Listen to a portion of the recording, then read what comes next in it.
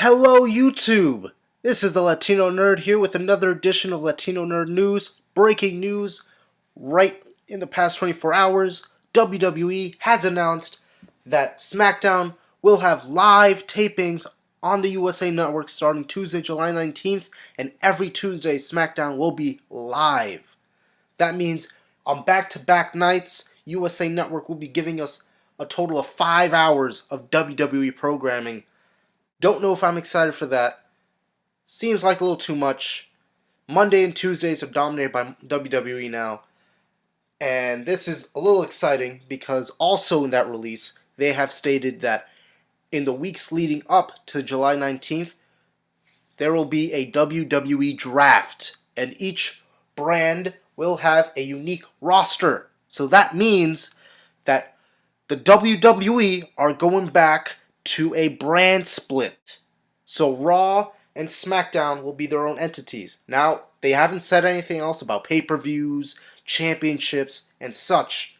But as of right now, the way it's been booked, the Intercontinental Championship has been more of a SmackDown type of title, and reports a couple weeks ago, maybe a month ago, said that Ryback, who is now seemingly on his way out with the WWE after tossing him under the bus, all that stuff, that's a story for another day. But Ryback and Daniel Bryan have been very keen on having the Intercontinental Championship SmackDown exclusive, but there's no talk about championships just yet. As of right now, it's WWE.com has a couple promo vids out on their website with Stephanie and Shane McMahon each promoting each other to be in charge of SmackDown. So Stephanie is alluding to the fact that she was general manager of SmackDown at one point and how she can bring in her experience to SmackDown.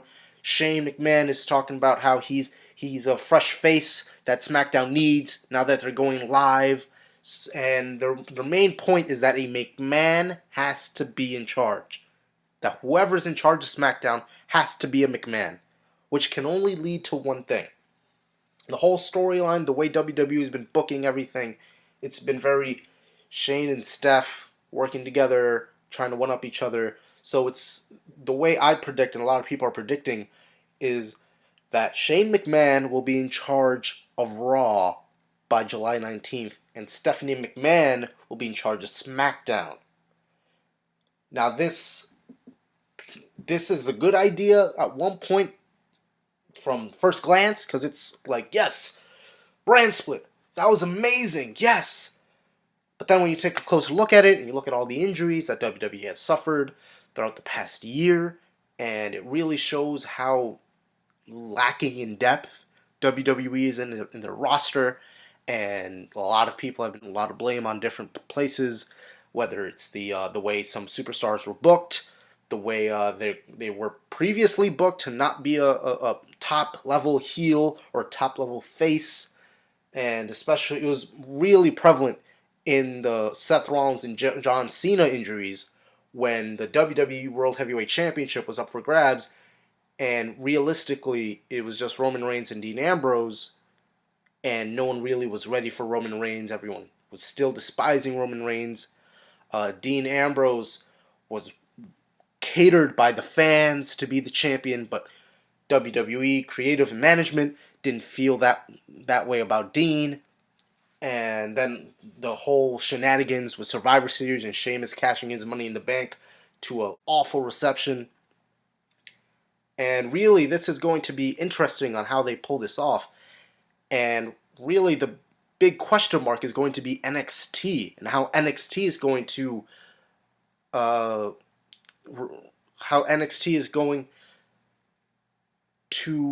what's the word I'm looking for?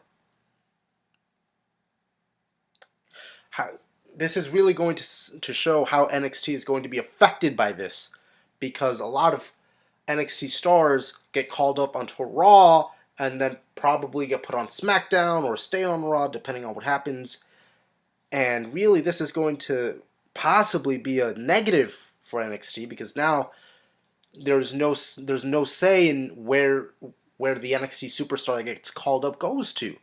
So, for example, a Finn Balor he may go to Raw, but then what happens to Shinsuke Nakamura if he gets called up? Where does he go? Does he go to SmackDown? Does he go to Raw?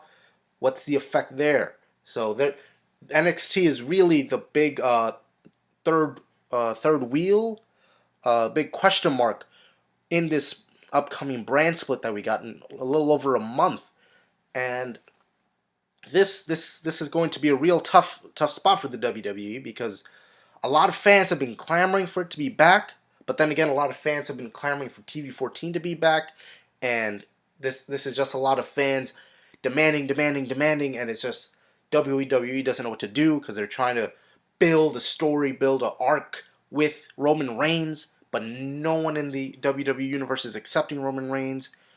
Seth Rollins came out to a huge pop in Extreme Rules when he came back, and then on Monday Night Raw, he received an even bigger pop, and then immediately turned heel. And although on one side it looks like a good idea, on the other, from a fan perspective, to keep Seth Rollins face really means that Roman Reigns would be heel, but that's not what WWE Creative want. They want Roman Reigns to be a face, as you have seen on Raw and SmackDown. Whenever Roman Reigns' music hits, you hear a loud boo, and then the boo mutes because, of course, Kevin Dunn, up to his old tricks, muting the crowd to show the illusion to the TV audience that fans in fact cheer for Roman Reigns. And I don't know how backstage all that audio stuff works. I've only worked in a TV studio back at my university, but I don't know if there's a mute button for the crowd and then like another volume mixer for cheers or stuff like that. I don't know how they do their movie magic in backstage WWE, but Roman Reigns has been booed out the building in almost every event he's been in, and especially with this AJ Styles rivalry. So this is going to be really interesting on how WWE pulls off this brand split. And another thing I want to point out is the championships, because the championships is going to be the real X factor right now. What happens to the WWE World Heavyweight Championship? Because remember, it wasn't that long ago that they unified these championships. It wasn't that long ago that was Randy Orton versus John Cena, WWE World Heavyweight Championship unified. It wasn't that long ago that Daniel Bryan won the WWE World Heavyweight Championship, the WWE Championship, and the World Heavyweight Championship unified, and then Brock Lesnar came out with a brand new WWE World Heavyweight Championship. And that was the title from then on. So, are they going to bring back the world title? Don't know. I don't know how they're going to pull this off. Is the WWE World Heavyweight Championship going to be defended on both Raw and SmackDown? Are we going to see the United States Championship exclusively on Raw, or the Intercontinental Championship exclusively on SmackDown, or vice versa? Frankly, WWE haven't been doing a good job of booking besides the Intercontinental title, but that's more on the superstars keeping that title afloat. They are the spine of the WWE right now because, quite frankly, booking has been questionable at the very least of this entire 2016. And it's going to be interesting how they're going to explain the championships in this brand split because we don't know. The biggest question is the world title, because if you're going to have the WWE World Heavyweight Championship and then you're going to break it up into WWE Championship and then world title, and it's going to be very, very confusing, and WWE's going to have to do a really good job on selling us either A, they're bringing back the world title and they're ununifying the WWE World Heavyweight Championship, or B, they're going to have to sell us that the WWE World Heavyweight Championship is going to be the main championship that both Raw and SmackDown superstars are going to fight for. And also, I almost forgot the pay-per-views. If you remember way back when the brand splits were at their core, Raw and SmackDown would have their own pay-per-views where they would show exclusive matches for their exclusive rosters. And right now, and I think there was one year where they had almost 15 or 16 pay-per-views in 1 year, and that was just insane. So it's really interesting on how WWE is going to sell us on this brand split and what they're going to do championship-wise, roster-wise, pay-per-view-wise, because now with the network and everything and the slow but steady rise of the subscriber rate that WWE Network is getting, it's going to be interesting on how they pull it off and how NXT becomes affected by this, because everyone was saying that if there were a few people out there in the interwebs that suggested that if Raw and SmackDown, or if Raw is going to be 3 hours long and SmackDown is just going to be a rehash of what happened on Raw, why not just make NXT a television show, get rid of SmackDown, and have 3 hours of Raw and then NXT? But that's another story for another day. Right now, we got the brand split back. And just to wait and see to see if the brand split is going to work, if WWE can pull this off, what they're going to do, where Shane and Stephanie going to go, and which brands they're going to go to, and the whole title situation and the rosters. I'm a little excited for the WWE draft. I always like the WWE draft. I just don't know if right now is the right time. I know John Cena's coming back next Monday.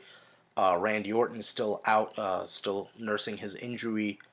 But it's going to be really interesting how WWE pulls this off, especially since the past year they have shown us that with a depleted roster with injuries, they're at a whim. They book things right out their pockets. Just pull out an idea, boom.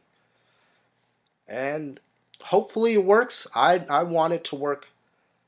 But what do you think? Please comment below. Let me know what your thoughts are about the brand split finally coming to the WWE. Do you love it? Do you hate it? What do you think? What do you think should happen with the World Championships? Should we have two? Should we just have one? Let me know. If you enjoyed this video, please subscribe. I appreciate that a lot. Thank you for watching this video. I'm the Latino Nerd, and I shall see you later.